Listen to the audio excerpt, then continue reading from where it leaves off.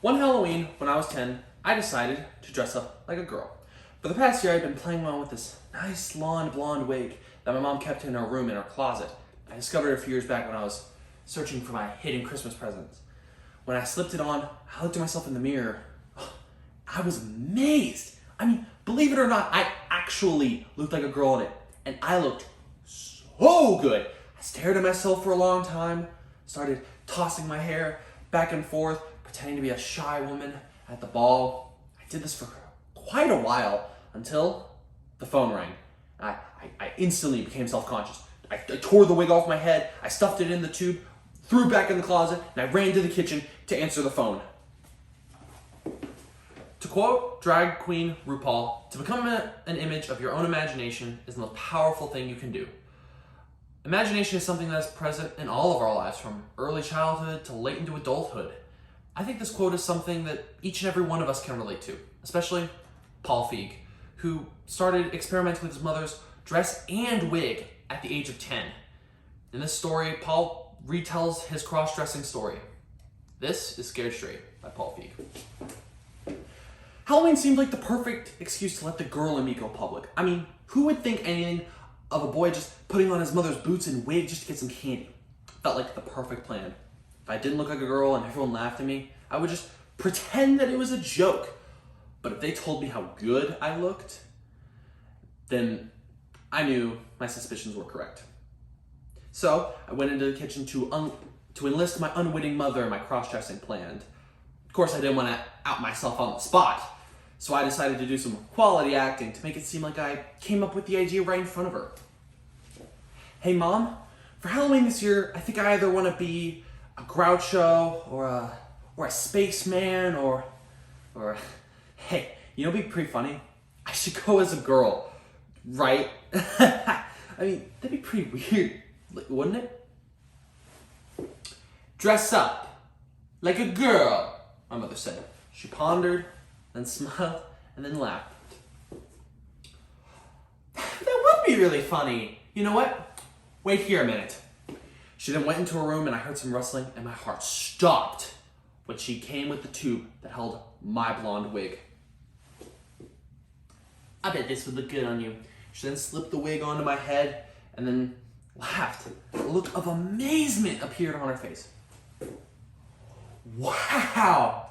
Gotta say, honey, you really do look like a girl in that wig. Wait, really? You're kidding. I do? That's so funny, I said. When Halloween rolled around, the girls who were my next door neighbors came over in their costumes. One of them was Mary, my best friend, who I just so happened to be head over heels in love with, stared at me. Oh my gosh. That was all she could say. As we went from house to house, the reaction that greeted me was exactly what I was hoping for. People actually thought I was a girl. Tell me, what are you supposed to be, young lady? A go-go dancer? Mrs. Glonsky?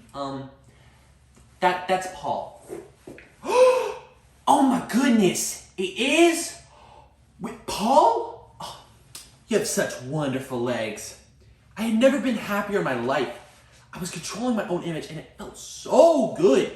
I laid in my bed that night and I kept reliving the night in my head over and over and over again.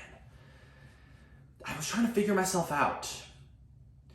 I mean, there was my best friend Mary, who, after seeing her in that form-fitting cat costume, I knew I hadn't gone too far over to the girl side, but there was no denying it that I loved myself as a girl, and I could not wait to get the full outfit back on again.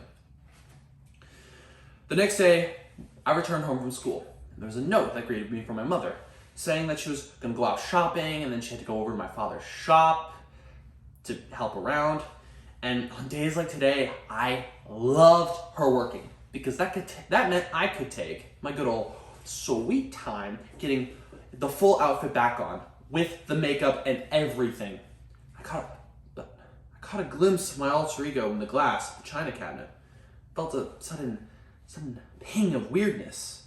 I stared at myself dressing up. I felt like I was playing house with myself, and it not only felt a little unnatural, but kind of creepy as well. I wanted to get that buzz back though, so I pretended to dance, carrying on the guests in the living room, and then I was trying to make the hair touch the sides of my mouth, but then I heard. I froze. I was terrified. I looked toward my window. I saw 3 kids from my school, their face pressed up against the glass, staring at me.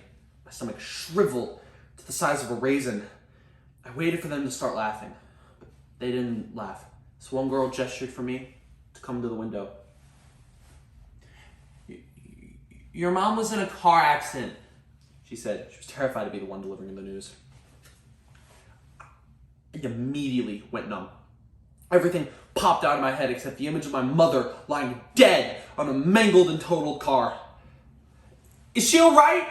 I squeaked out. I could feel my throat seizing with the rising emotion. "I don't know. You better come quick. It's over another block over. It's pretty bad," said one of the guys. And without another thought, I threw open my screen door and I dashed out of my house, running full speed to the intersection 1 block over. I ran up and I saw several people. They were helping my mom out of the car, and there were kids, and they were staring at me. That's when I realized I still had the wig and dress on. I snapped back to reality, and somehow the sheer shock of the event had erased from my mind the fact that I was now standing in the middle of my neighborhood in broad daylight in full drag. Some of the kids started to laugh. I can't say that I blame them. I mean, if you saw me come up to a not fatal car accident dressed like an airline stewardess, I'd probably laugh too. My mother looked very shaken up, but she was moving. She was unfocused, but I couldn't tell if she just was actually hurt or just shaken up, but she was walking from her car with her arm on someone else's shoulder. She didn't really look at me. I just stood there, helpless, trying not to cry, but I could feel some of the tears coming along.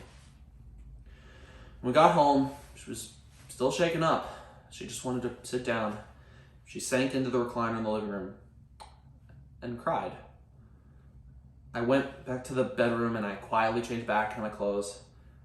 I hung on my dress, hung on my boots, and I returned the wig to its tube. I realized that I would never dress up like a girl again. I concluded that somehow my desperate need to transform into the opposite sex had incurred the wrath of God. I assumed he had bigger fish to fry, so he decided to fire a warning shot at me by embarrassing me and almost killing my mother. I'd assumed he'd have bigger issues, but as my grandmother always used to say, the Lord works in very mysterious ways.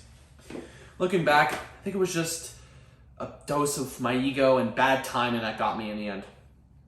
I mean, I feel pretty sure because God's a real party pooper, because I looked so good in that dress.